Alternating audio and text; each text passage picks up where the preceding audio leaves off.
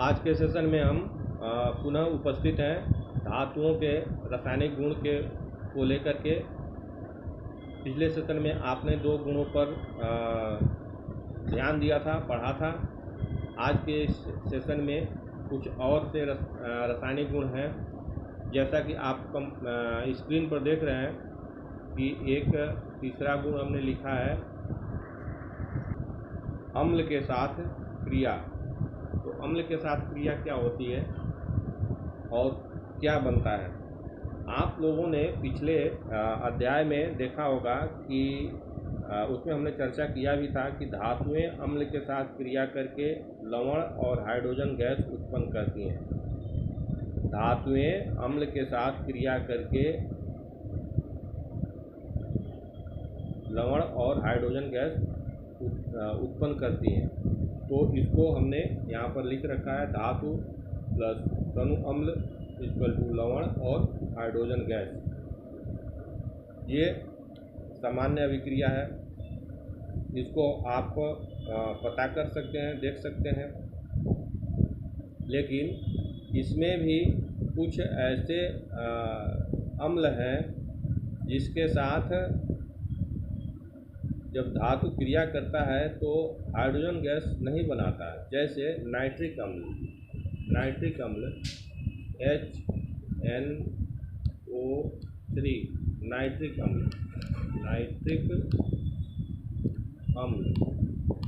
ये नाइट्रिक अम्ल है HNO3। इसके साथ क्रिया धातु नहीं करते क्योंकि नाइट्रिक अम्ल स्वयं एक प्रबल ऑक्सीकारक होता है। नाइट्रिक अम्ल एक प्रबल ऑक्सीकारक होता है जो अभिक्रिया के दौरान उत्पन्न हाइड्रोजन को ऑक्सीकृत कर देता है और जल में बदल देता है। इस प्रकार हाइड्रोजन हमको प्राप्त नहीं हो पाता क्योंकि हाइड्रोजन को ऑक्सीकृत करके जल में परिवर्तित करता है और नाइट्रोजन के किसी ऑक्साइड में स्वयं अपचयित हो जाता है। नाइट्रोजन के किसी ऑक्साइड में स्वयं अपचयित हो जाता है। परंतु मैग्नीशियम और मैग्नीज नाइट्रिक अम्ल के साथ क्रिया करके हाइड्रोजन गैस मुक्त करते हैं। मैग्नीशियम मैं लिख रहा हूँ, मैग्नीशियम Mg और मैग्नीज Mn ये नाइट्रिक अम्ल के साथ क्रिया करके हाइड्रोजन गैस मुक्त करते हैं। तो इसको आप विशेष ध्यान रखेंगे। मैग्नीशियम और मैग्नीज नाइट्रिक अम्ल के साथ क्रिया करके हाइड्रोजन गैस मुक्त करते हैं। तो इस प्रकार आप अम्ल के साथ धातुओं की क्रिया को देख सकते हैं। एक और गुण है कि धातुएं अन्य धातु के लवणों के विलयन के साथ किस प्रकार की क्रिया प्रदर्शित करते हैं। धातु जैसा कि आप स्क्रीन पर देख रहे हैं, अन्य धातु के लवण के साथ धातु क्रिया करता है तो क्या होता है, इस पर हम चर्चा करेंगे। तो इसके लिए एक सामान्य जो अभिक्रिया है यह धातु, अगर धातु है किसी कोई धातु है और दूसरे धातु यानी अगर ये इसको हम A कर दें, दूसरा धातु अगर B है तो B धातु का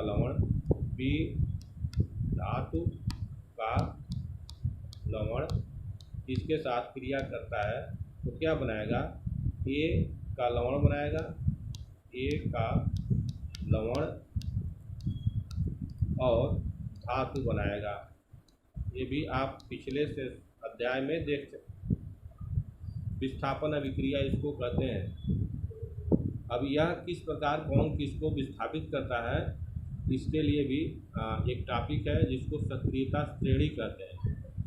सक्रियता श्रेणी, तो इस चीज़ को हम चर्चा करेंगे कि सक्रियता श्रेणी क्या होती है।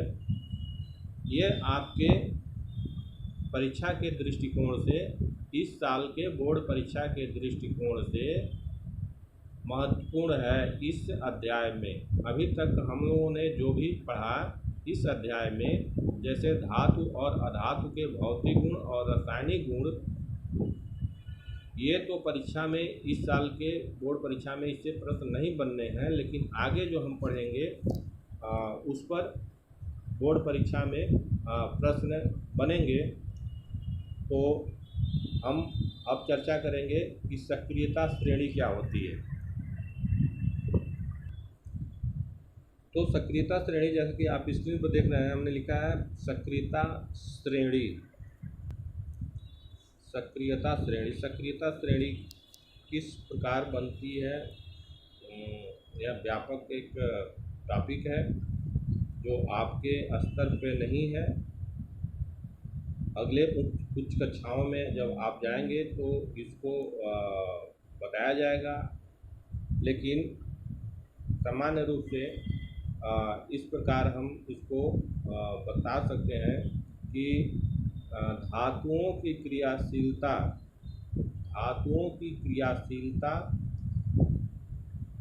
के आधार पर उन्हें जब व्यवस्थित किया जाता है, यहाँ पर मैं लिख रहा हूँ, धातुओं की क्रियाशीलता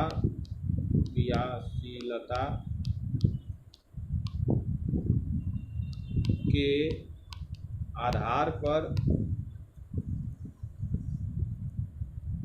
व्यवस्थित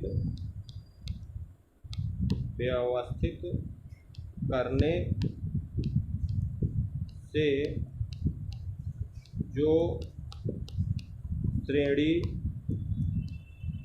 प्राप्त होती है उसे सक्रियता श्रेणी कहते हैं। सक्रियता श्रेणी कहते हैं।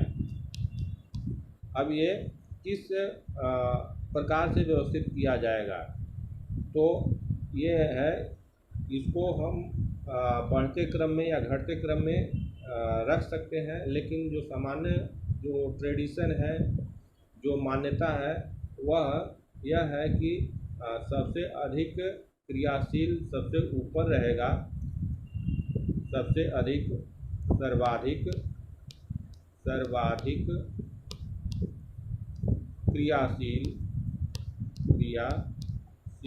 ऊपर रहेगा, और सबसे जो कम है वह नीचे, सबसे कम नीचे, यानी क्रियाशीलता के घटते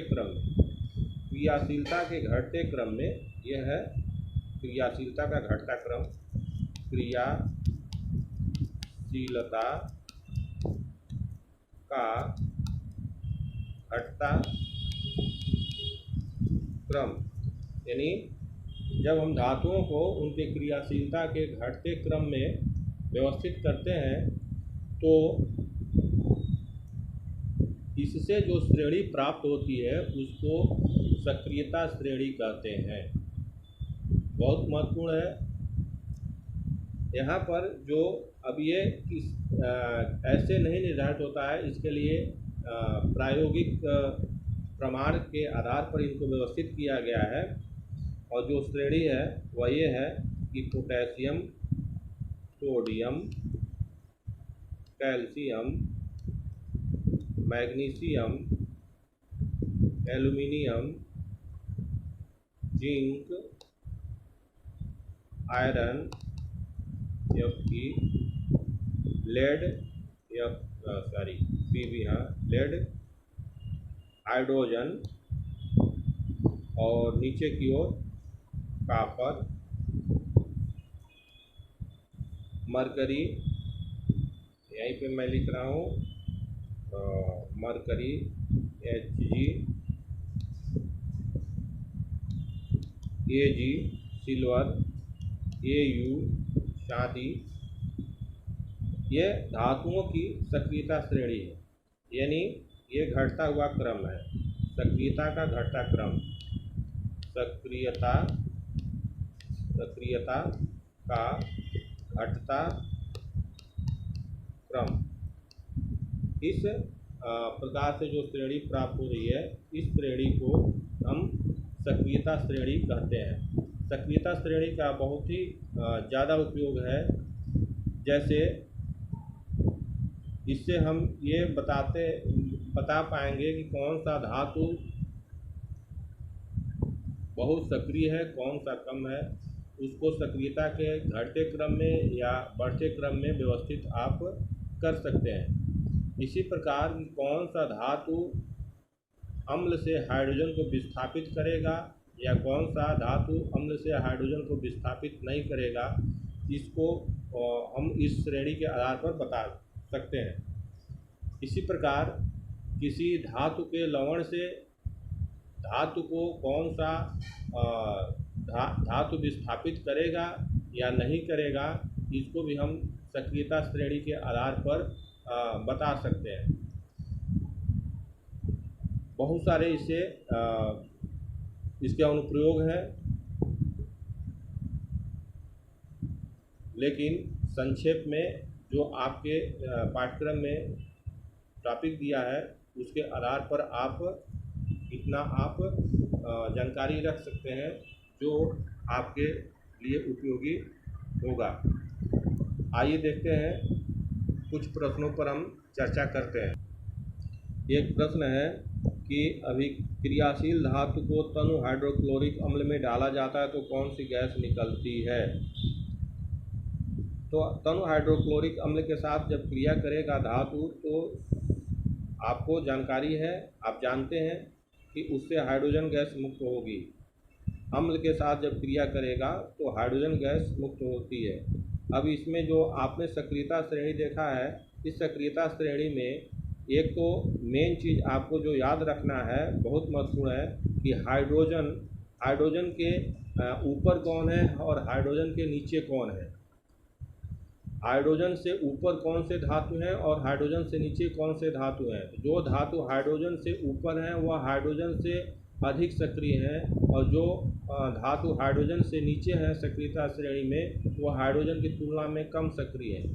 तो एक सामान्य जानकारी ये आप प्राप्त करें कि जो नीचे का जो धातु है वह ऊपर के धातु को उसके लवण से विस्थापित नहीं करता है, अर्थात जो ज़्यादा सक्रिय है वही विस्थापित करेगा, यानी ऊपर का धातु नीचे वाले को उसके लवण से विस्थापित करेगा। अब हम बात करते हैं कि अम्ल से कौन से धातु हाइड्रोजन को विस्थापित करते हैं।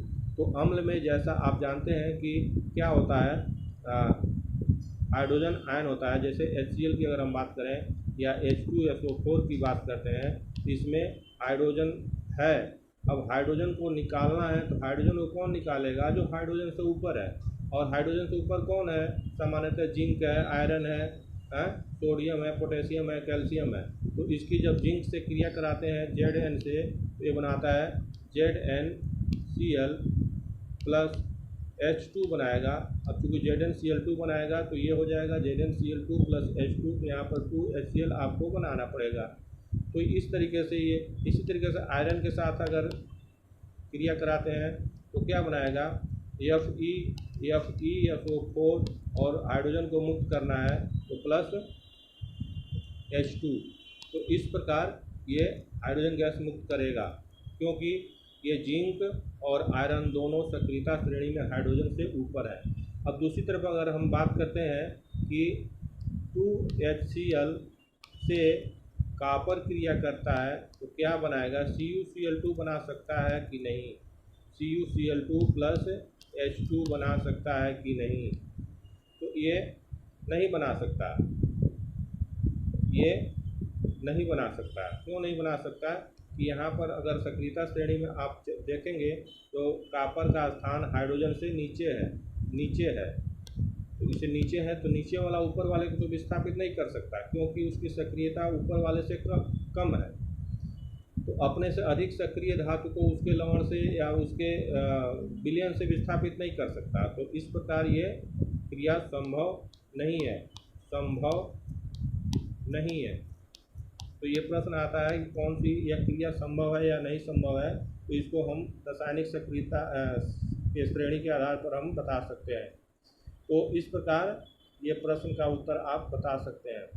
दूसरा प्रश्न ये है कि जैसे कोई 4 या 3 धातु दे दिए गए और उनको सक्रियता श्रेणी के आधार पर बढ़ते क्रम या घटते क्रम में रखना है, तो इसको आप रख सकते हैं। एक प्रश्न और है, जिंक को आयरन सल्फेट के विलयन में डालने से क्या होता है? रासायनिक समीकरण लिखिए। जिंक को यहाँ पर लिख रहे हैं, जिंक को Zn को आयरन सल्फेट FeSO4 के विलयन में डालने पर क्या होता है? तो यहाँ पर आप क्या लिखेंगे? जिंक देखिए क्या हो सकता है कि FeSO4 प्लस Zn। अब सक्रियता श्रेणी देखिए कि Fe कहाँ है, Zn कहाँ है, दोनों में क्या स्थिति है? तो Fe और Zn में जिंक ऊपर है और आयरन नीचे है, तो ये जिंक इसको भी स्थापित कर देगा, बना देगा क्या? ZnSO4 प्लस Fe, ये मुक्त कर देगा। तो इस प्रकार ये प्रश्न सक्रियता श्रेणी के आधार पर इन प्रश्नों का उत्तर दे सकते हैं।